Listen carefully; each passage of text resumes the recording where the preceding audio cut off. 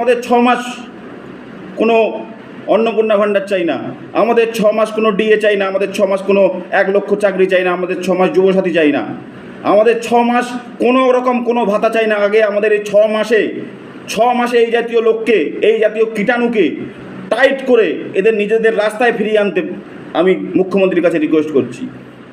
মুসলমান তো কনফিউজ হয়ে গেছে, করবে কি, সব চুপচাপ ঠান্ডা পড়ে গেছে, তো তাকে গরম করতে হবে। গরম কাজ কে করবে? হুমায়ুনই করবে। আপনি চিন্তা করুন, হিন্দুস্থানে বসে আছে আর বলছে মুর্শিদাবাদকে হিন্দুস্তান বানাতে দেবো না। আরে তুই আছিস কোথায়? হিন্দুস্তানেই তো আছিস, মুর্শিদাবাদকে হিন্দুস্তান বানাতে দিবি না? এটা কি? কোথায় আছে, কোথায় এরা? বলে হিন্দুস্তান বানাতে দেবে না। হুমায়ুন কবির আবার শুরু করে দিল, তাকে তো মুসলমানদের নিয়ে কিছু বলতে হবে। এতদিন বাবরি মসজিদ করে যে চলছিল গরম হওয়াটা, সেটা ঠান্ডা হয়ে গেছে, তা আবার গরম করতে হবে। আবার গরম করে তাতে একটু আমাকে হাত সেঁকতে হবে, তাই কিছু না কিছু তো তাকে বের করতে হবে। তামান্নার মা 24 জনের নামে কেস করেছে। সেই 24 জনের ভিতরে হুমায়ুনের লোক আছে, কারণ হুমায়ুন তখন তৃণমূলে ছিল।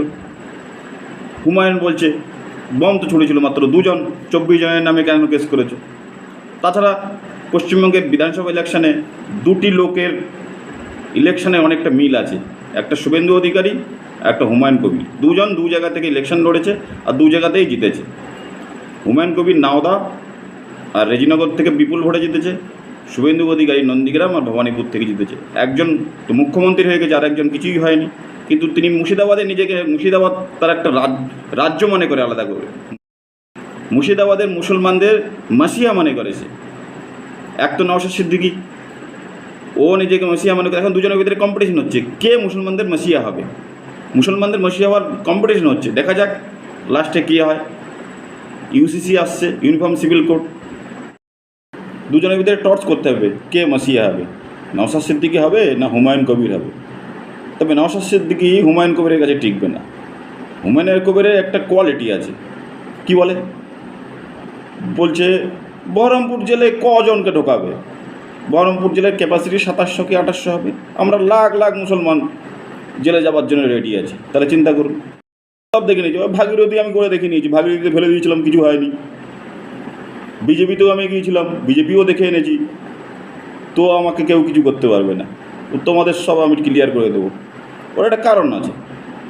মনমোহন সিংয়ের সময় যে ভারতবর্ষের ভিতরে সবচেয়ে পিছিয়ে পড়া মুসলিম জেলা 92টা জেলা ঘোষণা হয়েছিল, তার ভিতরে 92 নম্বর র্যাঙ্ক করেছিল এই মুর্শিদাবাদ। মানে এতটা গরিব, লোকের খাওয়া হয় না।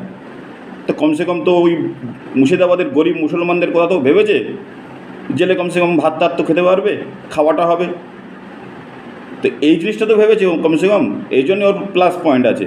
মুসলমানদের জেলের ভাতটা খাওয়াবে, গরিব তো, গরিব জেলা। ভারতবর্ষের ভিতরে 92 র্যাঙ্ক, 92টা গরিব জেলার মধ্যে যে, তার ভিতরে 92 নম্বর র্যাঙ্ক মুর্শিদাবাদ। তাদের 1 লাখ লোককেও জেলে ভাত খাওয়াবে, এর থেকে আর বড় নেতা কে হতে পারে মুসলমানদের? হুমায়ুন কবির ভাবছে মুসলমানরা ঠান্ডা পড়ে গেছে, বাবরি মসজিদের কেস ঠান্ডা হয়ে গেছে, বিজেপি সরকার ক্ষমতায় চলে এসছে, বাবরি মসজিদ হতে দেবে না। উপর থেকে শুভেন্দু অধিকারীর সরকার প্রতিদিন কিছু না কিছু ঘোষণা করছে, যেটা মুসলমানরা মনে করছে তাদের টাইট দিয়ে দিচ্ছে। তো এদের তো এইভাবে হলে তো বাজার গরম করা যাবে না, তো আমাকে তো কিছু করতে হবে।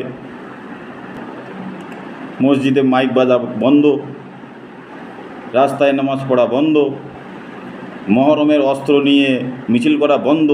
ধীরে ধীরে সব দিক থেকে তো এঁটে রেখেছে, তো এদেরকে তো গরম করে রাখতে, এদের মাসিয়া হতে গেলে তো এদের গরম করতে হবে। আবার উপর থেকে কালকে পরশু আবার ইউসিসি চলে আসবে, সব কিছুই তো পুরো মুসলমানদের টাইট করার জন্য। এই জিনিসটা তো এদের মাথায় ঢোকাতে হবে। পুরো মুসলমান তো কনফিউজ হয়ে গেছে, করবে কি, সব চুপচাপ ঠান্ডা পড়ে গেছে, তো তাকে গরম করতে হবে। গরম কাজ কে করবে? হুমায়ুনই করবে। আপনি চিন্তা করুন, হিন্দুস্থানে বসে আছে আর বলছে মুর্শিদাবাদকে হিন্দুস্তান বানাতে দেবো না। আরে তুই আছিস কোথায়? হিন্দুস্তানেই তো আছিস, মুর্শিদাবাদকে হিন্দুস্তান বানাতে দিবি না? এটা কি? কোথায় আছে, কোথায় এরা? বলে হিন্দুস্তান বানাতে দেবে না। হুমায়ুন কবিরের এত বড় সাহস হয় কী করে, হিম্মত হয় কী করে? কি বলে, মাথা খারাপ হয়ে গেলে কে সিএম আর কে এসপি আমি দেখবো না? এত বড় হিম্মত! লাখ লাখ মুসলমানকে এক জায়গায় করে বিজেপিদের এমন সাটা ভাঙা মার দেবে, বলে বিজেপির পতাকা ধরা কেউ লোক থাকবে না, এমনকি জেলা সভাপতিও গায়েব করে দেবে। এত বড় হিম্মত, তবুও এখনও পর্যন্ত গ্রেপ্তার হয়নি। তৃণমূলের সময় বলেছিল তৃণমূলের মমতা ব্যানার্জি গ্রেপ্তার করেনি, আবার বিজেপির সময় এখনও পর্যন্ত গ্রেপ্তার হলো না, 48 ঘন্টা হয়ে গেল।